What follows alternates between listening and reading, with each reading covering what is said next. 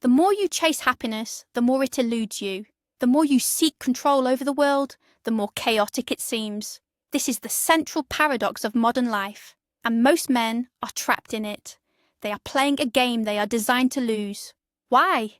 Because they are playing with the wrong rules. Today, we are not just talking about Stoicism.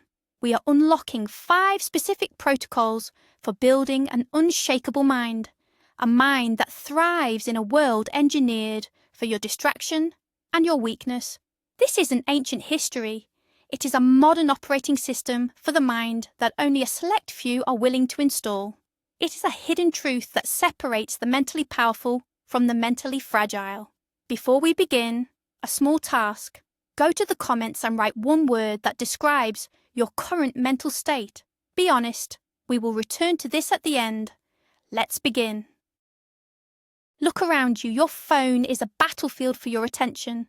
The news is a constant stream of outrage. Social media is an endless comparison machine designed to make you feel inadequate. This is the noise we talk about. It is not random. It is a system. A modern environment precision engineered to exploit your emotional triggers. It wants you to be reactive, anxious, angry, distracted. A man who is not in control of his own mind is a man who can be controlled by others. He is a consumer, not a creator. He is a leaf in the wind, not the wind itself. This is not a personal failure. It is a systemic attack on male focus and psychological sovereignty. The feeling of being overwhelmed, of being pulled in 1,000 directions, is the intended result. But a few men understand that you do not win this game by playing harder. You win by playing a different game entirely. That game is Stoicism, and these are its rules. Rule number 1. Master. The dichotomy of control. This is the absolute foundation. It is the first and most critical filter through which a strong man sees the world. The concept is deceptively simple. In any situation, there are things you control and things you do not. That's it. The weather, the economy, what other people think of you, the outcome of an election. You do not control these things. Your thoughts, your judgments, your actions, your effort, your character, these are yours and yours alone. The 99% of men waste their finite energy, focus, and emotional capital on the second category. They rage at traffic. They despair over politics. They obsess over a comment left by a stranger. This is the definition of psychological weakness. It is outsourcing your internal state to the external world. The Stoic man does the opposite. He ruthlessly focuses 100% of his power on what he owns. This is not apathy, it is strategic precision. Let's make this practical. Think of your mind as a fortress. Every moment you spend worrying about something outside of your control, you are willingly lowering the drawbridge and letting the enemy walk right in.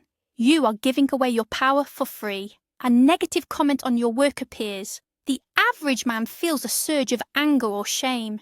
He spends the next hour thinking about it, maybe crafting a reply. His focus is broken. His internal state is compromised.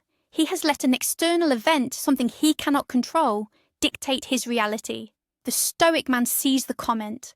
He acknowledges it. He asks a simple question. Is this within my control? The comment itself? No.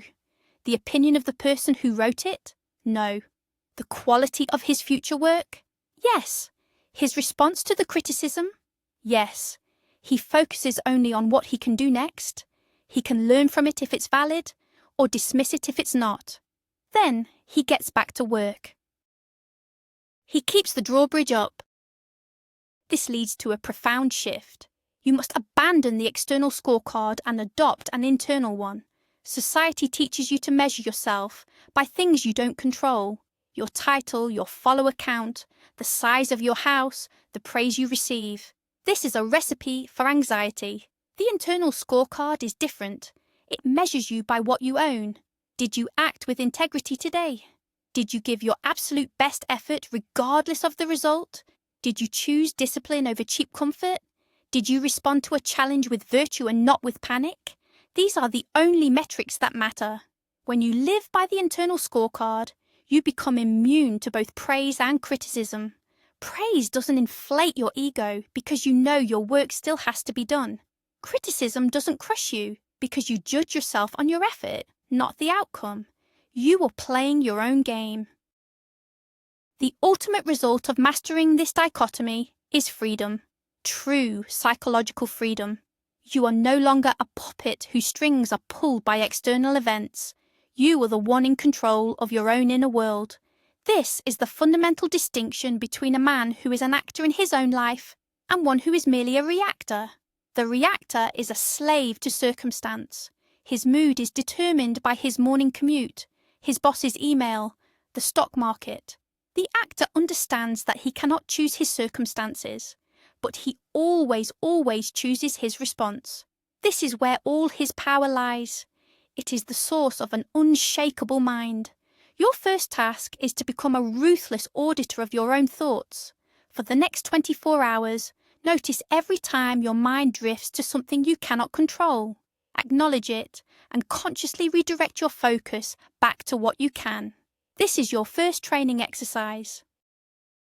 Rule number 2, practice negative visualization. This may sound counterintuitive. The modern world sells you an endless fantasy of positive vibes only. But this philosophy creates fragility. A man who only expects good things to happen will be shattered by the first sign of adversity. The Stoic, in his wisdom, does the opposite. He doesn't fear the dark, he practices walking in it. Negative visualization is not pessimism. It is a controlled, deliberate mental simulation. It is the act of periodically contemplating the loss of things you value, your health, your job, your relationships, your possessions.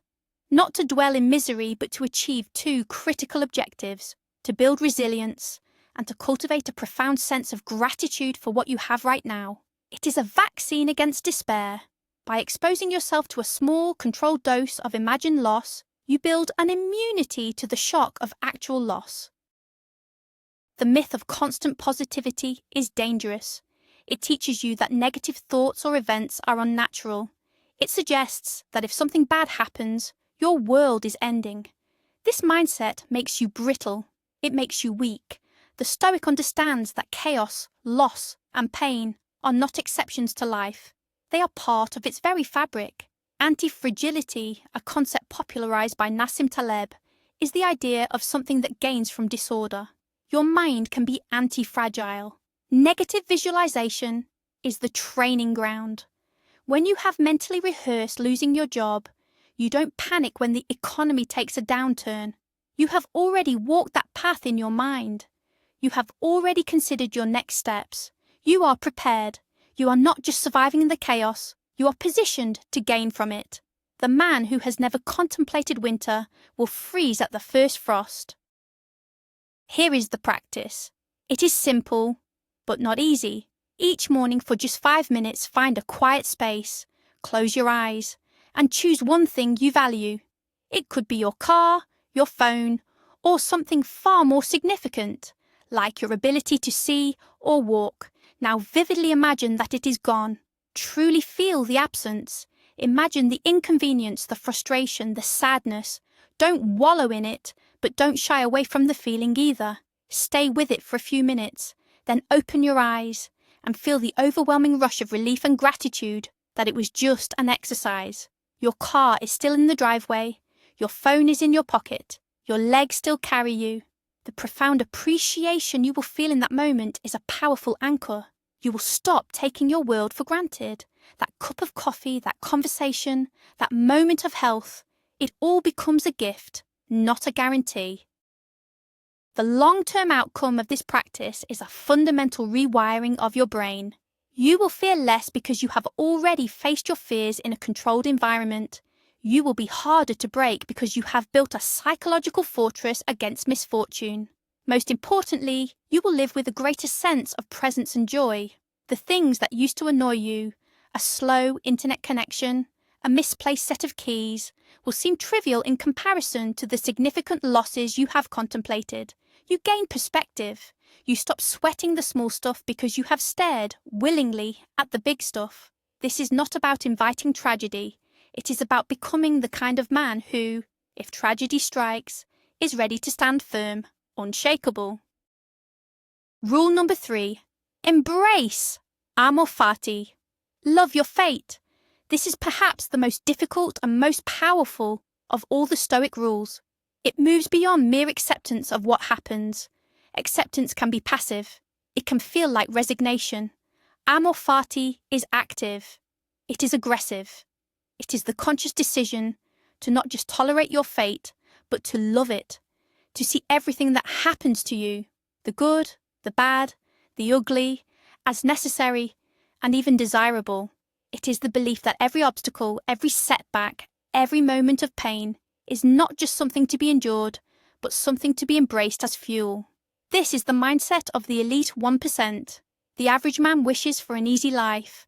The Stoic man wishes for the strength to endure a difficult one. He does not pray for a lighter burden, he prays for a stronger back. Consider a real-world example. A man is unexpectedly laid off from a job he has had for 10 years. The typical response is panic, anger, and a sense of victimhood. Why did this happen to me? He sees it as a failure, a dead end. Now consider the man who practices amor fati. He feels the initial shock, yes. He is human, but his next thought is different.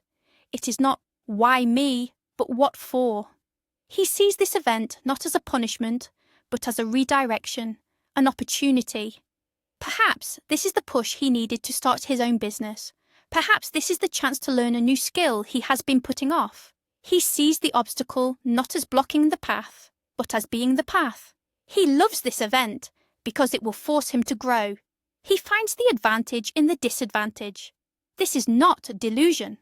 This is the ultimate form of psychological alchemy, turning lead into gold. The psychological mechanism behind amor fati is profound.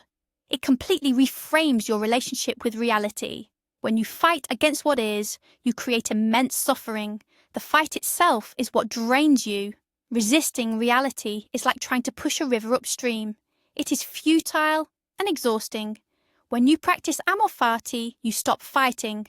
You align yourself with the flow of reality. You become a partner with fate, not its victim. This alignment frees up an incredible amount of mental and emotional energy. All the power you were wasting on complaining, on wishing things were different, on feeling sorry for yourself, it can now be redirected into constructive action. You are no longer at war with your own life. This creates a state of inner peace and formidable power that is incomprehensible to the man who is constantly battling his circumstances. This is how you begin to practice it. The next time you face a small adversity, you're stuck in traffic, a plan gets cancelled, a project fails, your instinct will be to resist and complain. Catch that instinct, and then, in your mind, say the words, amor fati, and try to find one reason, just one, why this event could be a good thing. Stuck in traffic? It's a perfect opportunity to listen to that audiobook you've been meaning to finish, a cancelled plan. Now you have an unexpected evening of freedom to read or train or work on your own projects. This practice, applied to small things, builds the mental muscle required to apply it to the big things. You are training yourself to see opportunity in every outcome. You are learning to love your fate, whatever it may be. This makes you invincible in a way that no external success ever could. Rule number 4. Memento mori. Remember, you will die. In our modern culture, death is a taboo. It is hidden away. We are encouraged to ignore it, to pretend we have all the time in the world. The Stoics saw this as a profound error. For them, the constant awareness of their own mortality was not a source of depression, but the ultimate source of clarity and motivation. Memento mori is not morbid. It is a tool, a filter, a powerful reminder that your time is finite and therefore infinitely precious. It is the antidote to procrastination, triviality, and fear. When you truly internalize the fact that you have a limited number of days, you stop wasting them. The urgency of memento mori burns away the insignificant and illuminates what truly matters. Think about how this simple reminder cuts through the noise. that petty argument with a family member? Does it matter in the face of your mortality, that fear of asking for a promotion or starting a new venture? How will you feel about that fear on your last day? If it was the only thing that held you back, that mindless hour spent scrolling through social media, looking at the curated lives of others, is that a worthy use of your irreplaceable time? The answer to all of these becomes brutally, beautifully clear. Memento mori forces you to prioritize. It clarifies your values. You stop saying yes to things that don't align with your deepest purpose, because you understand that every yes to something trivial is a no to something important. You become a ruthless guardian of your time and your focus, because you know it is the only currency you cannot earn back. A practical application of this is the deathbed test. It is a mental model for decision-making. When you are faced with a significant choice, especially one that involves fear or risk, step out of the present moment. Project yourself forward in time, to the very end of your life. Imagine you are on your deathbed looking back. From that perspective, ask yourself, will I regret not having done this? Will I regret not having taken this risk, not having said these words, not having tried? The answer from that vantage point is almost always different from the answer in the present, which is clouded by fear and a desire for comfort. Your older self rarely regrets the failures. He regrets the chances not taken. This test provides a powerful compass, guiding you toward a life of courage and action, rather than a life of caution and regret. The result of living with memento mori as your advisor is a life of intention, a life lived on purpose. You stop sleepwalking through your days. You wake up with a sense of mission. It's not about frantically trying to do everything. It's about doing the right things. It's about focusing on your legacy, not in terms of monuments or money, but in terms of the character you built, the virtues you embodied, and the impact you had on the people you cared about. Marcus Aurelius reminded himself every morning that he might not live to see the evening. This did not make him passive. It made him act with excellence in every single moment. He understood that this day, this task, this interaction could be his last, and so he gave it his all. That is the power of memento mori. It doesn't just prepare you for death, it teaches you how to truly live. The fifth and final rule, the view from above. This is a meditative practice, a shift in perspective that underpins all the other rules. It is the act of zooming out.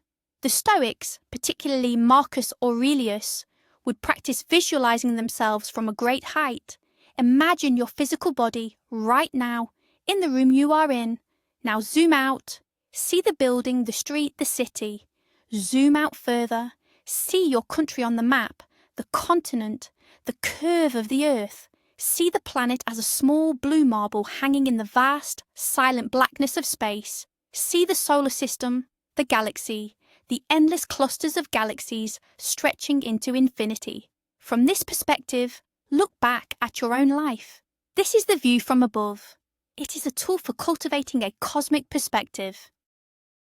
What is the purpose of this exercise? It radically shrinks your problems, the deadline you are stressing about, the insult someone threw at you, the anxiety you feel about an upcoming event. From this cosmic vantage point, how significant are they really? They are like a single grain of sand on an infinite beach. Your ego, your need to be right, your personal dramas, they all dissolve into insignificance. This is not meant to make you feel meaningless. It is meant to liberate you.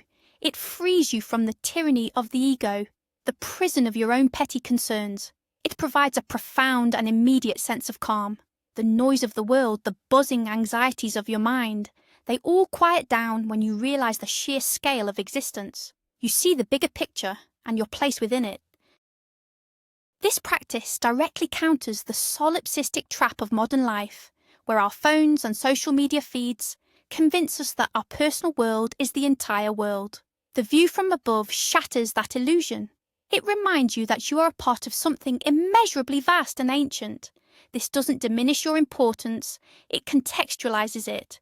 It shows you that your life is a brief, but beautiful part of a much larger story. This perspective shift fosters humility, empathy, and a sense of interconnectedness. When you see humanity as a whole from a distance, our common struggles become more apparent than our minor divisions. It becomes harder to hold on to anger and resentment. You gain a sense of peace that is unshakable, because it is not dependent on your personal circumstances being perfect. This final rule is the thread that ties all the others together. It is the ultimate context. From the view from above, the dichotomy of control becomes obvious. How absurd to try and control the movements of other grains of sand. On the infinite beach, you can only control your own. From this view, amor fati makes perfect sense. You are part of a vast, cosmic dance, and your role is to play your part beautifully, whatever it may be. Memento mori gains its true power here. You see how short your time is against the backdrop of eternity, making every moment precious. The view from above is the foundation. It is the ultimate perspective that allows you to detach, to observe, and to act with wisdom and tranquility. It is the final key to an unshakable mind. So there they are, 5 rules, not just a list to be memorized, but an integrated system, an operating system for the male mind. Master what you control. Prepare for hardship through visualization. Love your fate. Remember your mortality, and see the world from a cosmic perspective. This is the blueprint for the internal fortress. The world can throw its chaos, its noise, its distractions at the walls, but inside, you remain calm. You remain in control. You remain unshakable. True strength is not loud. It is not aggressive. It is a quiet, solid, internal power that you build, day by day, choice by choice. You now possess this blueprint. The choice to build is yours alone. And this choice is what separates the men who are shaped by the world from the men who shape themselves. Thank you for your time and your intellectual focus. If this resonated with you on a deep level, subscribe to join the few who are committed to this path of mastery. And now, a final task. Go back to the word you wrote in the comments at the beginning. Now write one new word, a word that describes the mental state you are now aiming for. I want to see the transformation begin.